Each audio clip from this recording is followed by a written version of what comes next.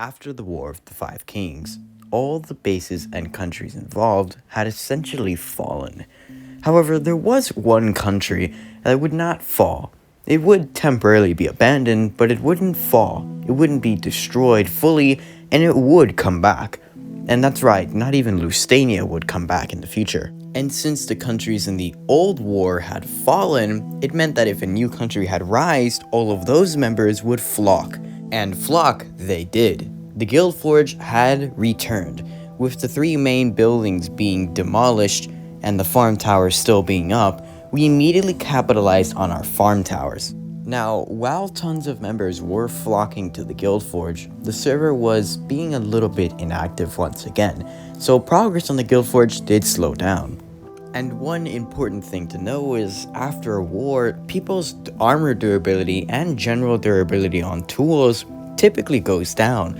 And go down, it did.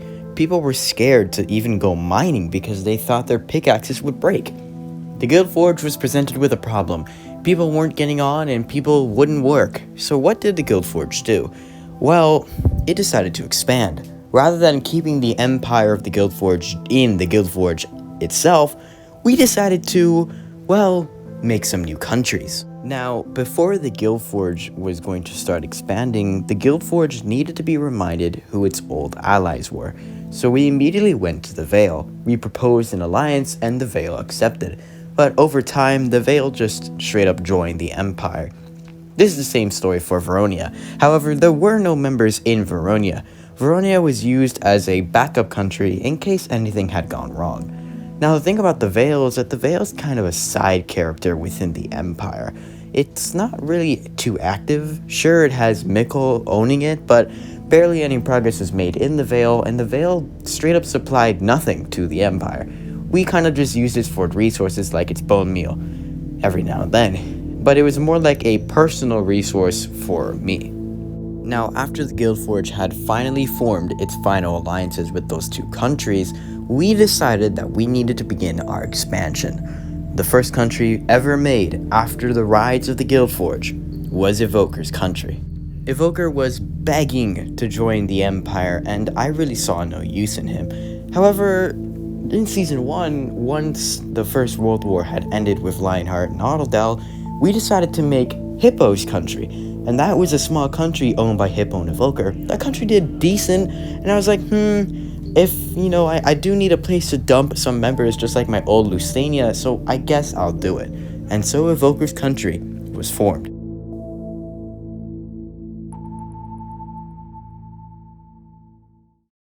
As I mentioned earlier, I needed a place to dump members again. Of course, I didn't want the worst of the worst in the Guild Forge, so I kinda just yeeted them in Emyrs Country. You know the drill.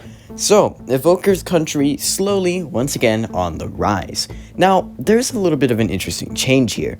Evoker is traditionally a absolute garbage leader. If he is the king of your country has no members and no economy. In fact, the word economy doesn't even exist in that country. However, it seemed like Evoker was legitimately taking his job seriously. He was actually making some progress, and as you can see here, as the country was slowly but surely on the rise, some buildings were actually built. And for the first time in a long time, even the Vale pitched in, supplying this country with bone meal and plenty of crops. You can see that mini farm building on the right was made by Mikkel, fully supplied by the Vale.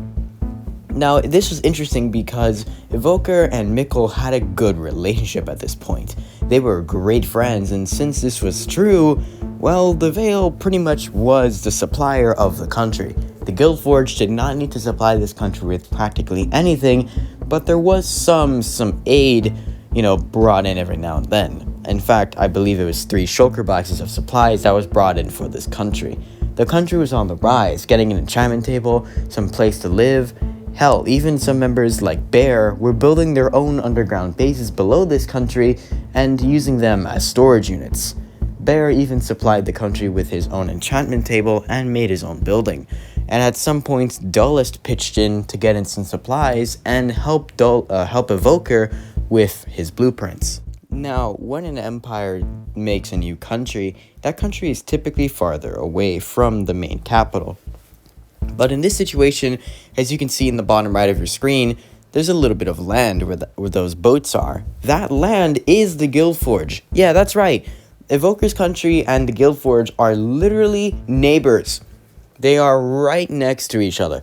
Now, this was intentional. The land is much easier to work with. It's flatter, it works out, and we can build some bridges to connect the countries together. In fact, the blueprints had plans to build bridges there even before Evoker's Country was an idea. Now, this is huge because trade between the countries was active. And as you can see in the bottom right of your screen, there were a ton of members flocking in. All those boats are all people.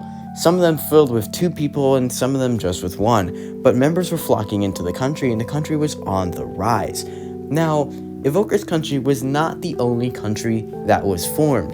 The second country made, well, of course, famously known as Gahanna.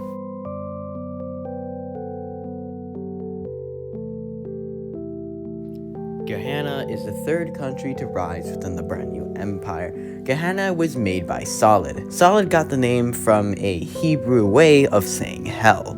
That's how they would say it. Now, some of the members like Dullest would join this country. Over time, Mito would also be in this country, but not as a legitimate member. He was more of a slave/worker. Now, Solid was an interesting figure within the empire. He would supply the empire with tons, and I mean tons, of enchantment books. He had a strategy. You see, there's a glitch in Minecraft where you can actually have infinite discount trades in villagers. So what you do is get a book, get an emerald, okay, from the discount. Use that emerald with the discount to buy a bookshelf. Get that bookshelf, break it, get 3 books. Now get those 3 books, get 3 emeralds from the villager, buy 3 bookshelves. Get 9 books out of those 3 bookshelves. You keep going on and on and on and on, and eventually you have infinite emeralds. Keep doing this for hours upon hours, and you have infinite emerald blocks. Now get the rest of the books that you have for fun, and then you get infinite trading opportunities for every type of villager and every type of enchantment book. Yeah, that was Gahanna. Gahanna was insane. It was the most productive country in the entirety of the Gale SMP. That includes Season 1, 2, and 3.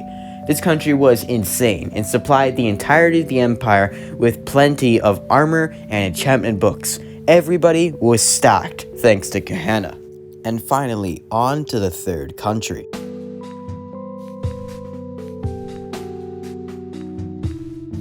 Now, after the Guildforge had fallen, Woody was kind of disappointed. His favorite buildings in the whole forge were now destroyed. What would he do?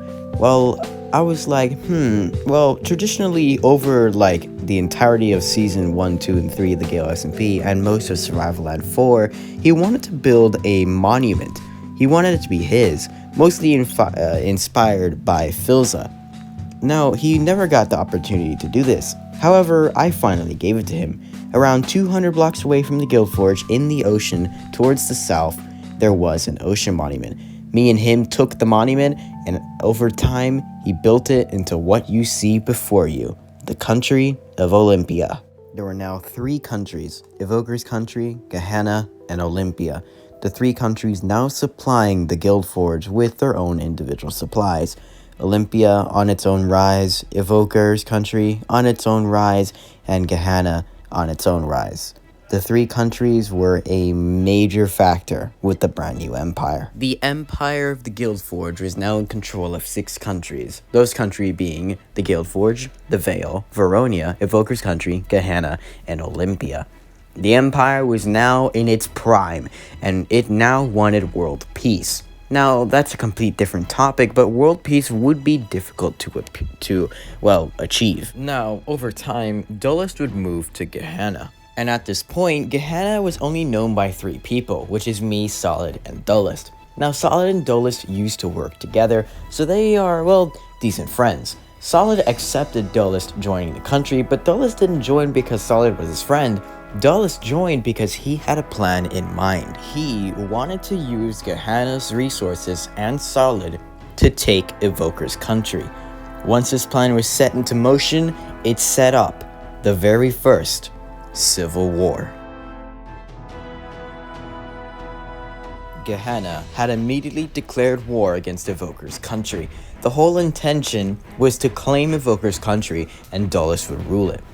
Now, Evoker knew that he had allies, so he immediately went to the Guildforge in Olympia and asked them for help. However, the Guildforge did not want the empire to fold, so, well, it declared neutrality, but still considered both countries as a part of the empire.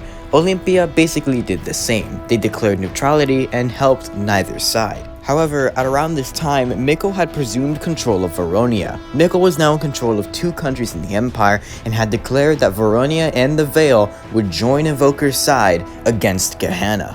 Gahanna immediately started cutting supplies and trade routes to Evoker's Country. Evoker's Country was no longer supplied with Gahanna's resources. Gahanna then went to the Guildforge and Olympia and said, "Hey, join us." Of course, Gahanna didn't realize that the Guildforge was, well, in a neutral position. However, the Guildforge did say, "Hey, I'll give you some members, why not?" So the Guildforge immediately gave them Mido and Krolex, which joined Gahanna. At around this time, Tengu had returned from the War of the Five Kings and immediately joined Gahanna's side against Evoker. For the first time in a long time, it looked like we were going to get an actual war, and Evoker was taking it seriously. Evoker would not stand down. However, he did send multiple peace treaties to Gahanna, which Gahanna refused. Eventually, Evoker said, "Alright, we're not gonna fight you, but we want a speech. We want it now. Let's have an election." And surprisingly, Gahanna accepted. The speech began. Dullest gave his piece and Evoker gave his. And surprisingly, Evoker won the speech. Dullest had lost, again in a vote. It seemed like the war was finally over, but Dullest would not take it this time. And when he lost my brother, he just took it and left, but this time he was going to stand up for himself. He immediately went to Evoker's Country with Solid and Gale there, and Mikkel was there as well, Evoker was there, and declared that he would 1v1 Evoker. Now, sadly, the stream has been lost to time, but here's how the fight went down. Dullest immediately charged in for the attack. Now, the first totem was popped was Dullest. Evoker charged in, but Dullest replaced his totem in time. Evoker's totem was then popped. Evoker backs up, replaces his totem, gets his potions down, gets his gaps up, and then eventually, Dullest's totem was popped once again. But then, out of nowhere, Evoker came in with his sword, the sun on his sword, reflecting it, blinding Dullest. He came down, and Dullest was killed. It was the single greatest moment in Evoker's timeline in Season 3. Evoker was unbelievably proud of himself. A party was held in his country, and the celebration was huge. Evoker's Country had defeated one of the most powerful countries in the entirety of the Empire, and Evoker was hyped. He knew that his country would finally rise higher than he had really thought it would. The Guildforge and Olympia, the Vale, and Veronia were all super surprised that Evoker had won the war. Everyone thought that even Tengu and Solid and Dullest would never lose against Evoker, but Evoker prevailed. He beat the enemy. It was really surprising, honestly, and I myself was shocked. If you saw the stream and if you were there, the chat was going insane. And that is that. The Civil War had come to a very surprising closing. And that was that. Hope to see you next time in episode, 7 by now? Jesus. Have a good time.